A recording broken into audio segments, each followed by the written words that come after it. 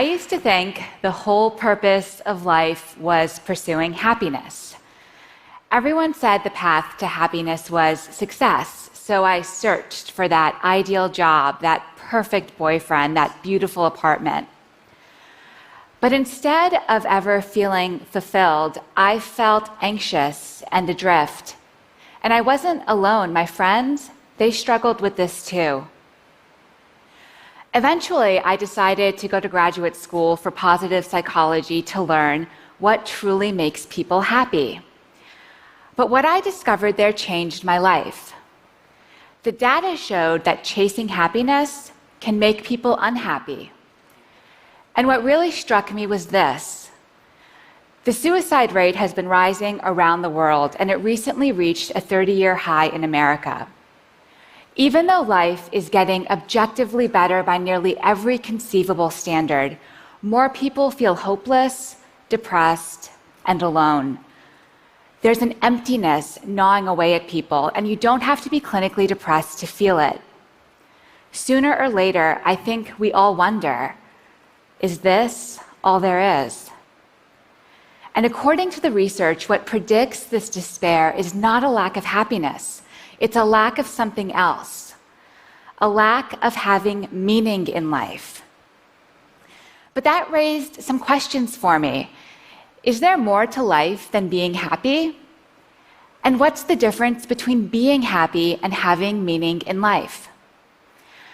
Many psychologists define happiness as a state of comfort and ease, feeling good in the moment. Meaning, though, is deeper. The renowned psychologist Martin Seligman says meaning comes from belonging to and serving something beyond yourself, and from developing the best within you. Our culture is obsessed with happiness, but I came to see that seeking meaning is the more fulfilling path. And the studies showed that people who have meaning in life, they're more resilient, they do better in school and at work, and they even live longer. So this all made me wonder, how can we each live more meaningfully? To find out, I spent 5 years interviewing hundreds of people and reading through thousands of pages of psychology, neuroscience, and philosophy. Bringing it all together, I found that there are what I call 4 pillars of a meaningful life. And we can each create lives of meaning by building some or all of these pillars in our lives. The first pillar is belonging. Belonging comes from being in relationships where you're valued for who you are intrinsically and where you value others as well. But some groups and relationships deliver a cheap form of belonging. You're valued for what you believe, for who you hate, not for who you are. True belonging springs from love. It lives in moments among individuals, and it's a choice. You can choose to cultivate belonging with others. Here's an example. Each morning, my friend Jonathan buys a newspaper from the same street vendor in New York. They don't just conduct a transaction, though. They take a moment to slow down, talk, and treat each other like humans. But one time, Jonathan didn't have the right change, and the vendor said, "Don't worry about it." But Jonathan insisted on paying, so he went to the store and bought something he didn't need to make change. But when he gave the money to the vendor drew back. He was hurt. He was trying to do something kind, but Jonathan had rejected him. I think we all reject people in small ways like this without realizing it. I do. I'll walk by someone I know and barely acknowledge them. I'll check my phone when someone's talking to me. These acts devalue others. They make them feel invisible and unworthy. But when you lead with love, you create a bond that lifts each of you up. For many people, belonging is the most essential source of meaning, those bonds to family and friends. For others, the key to meaning is the second pillar, purpose. Now, finding your purpose is not the same thing as finding that job that makes you happy. Purpose is less about what you want than about what you give. A hospital custodian told me her purpose is healing sick people. Many parents tell me, my purpose is raising my children. The key to purpose is using your strengths to serve others. Of course, for many of us, that happens through work. That's how we contribute and feel needed. But that also means that issues like disengagement at work, unemployment, low labor force participation, these aren't just economic problems, they're existential ones too. Without something worthwhile to do, people flounder. Of course, you don't have to find purpose at work, but purpose gives you something to live for, some why that drives you forward. The third pillar of meaning is also about stepping beyond yourself, but in a completely different way. Transcendence.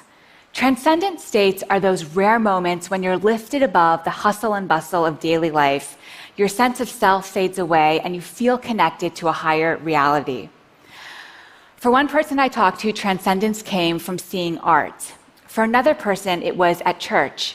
For me, I'm a writer, and it happens through writing. Sometimes I get so in the zone that I lose all sense of time and place. And these transcendent experiences can change you. One study had students look up at 200 feet tall eucalyptus trees for 1 minute. But afterwards, they felt less self-centered, and they even behaved more generously when given the chance to help someone. Belonging, purpose, transcendence. Now, the fourth pillar of meaning, I found, tends to surprise people. The fourth pillar is storytelling, the story you tell yourself about yourself. Creating a narrative from the events of your life brings clarity. It helps you understand how you became you. But we don't always realize that we're the authors of our stories and can change the way we're telling them.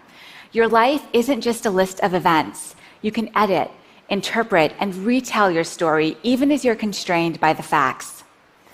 I met a young man named Emeka who'd been paralyzed playing football. After his injury, Emeka told himself, "My life was great playing football, but now, look at me." People who tell stories like this, "My life was good, now it's bad," they tend to be more anxious and depressed. And that was Emeka for a while. But with time, he started to weave a different story.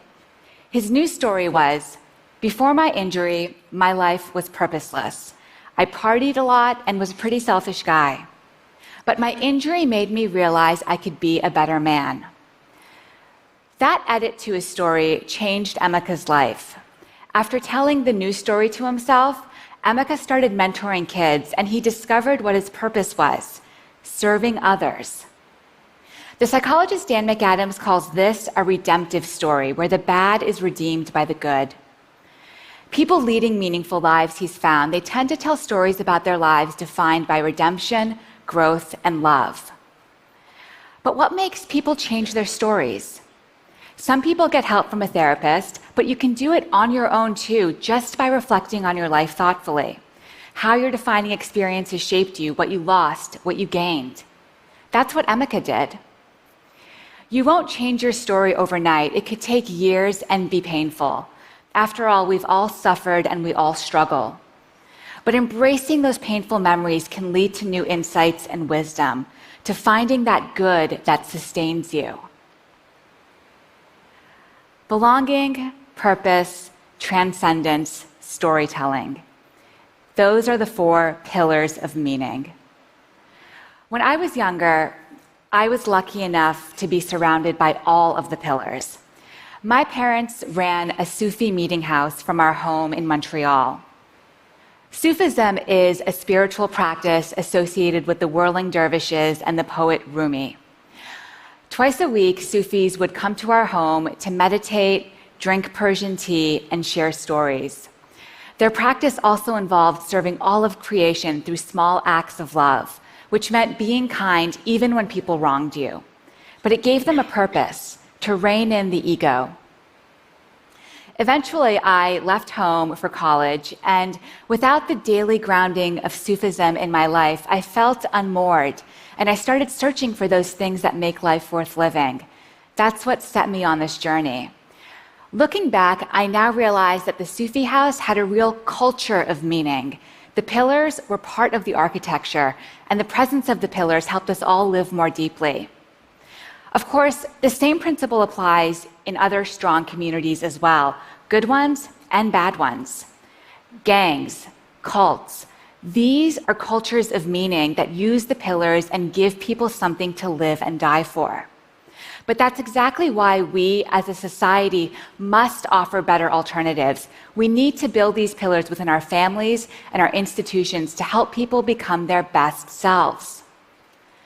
But living a meaningful life takes work. It's an ongoing process. As each day goes by, we're constantly creating our lives, adding to our story. And sometimes we can get off track.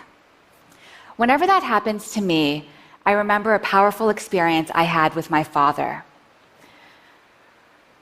Several months after I graduated from college, my dad had a massive heart attack that should have killed him. He survived, and when I asked him what was going through his mind as he faced death, he said all he could think about was needing to live so he could be there for my brother and me, and this gave him the will to fight for life. When he went under anesthesia for emergency surgery, instead of counting backwards from 10, he repeated our names like a mantra. He wanted our names to be the last words he spoke on earth if he died. My dad is a carpenter and a Sufi. It's a humble life, but a good life. Lying there facing death, he had a reason to live: love.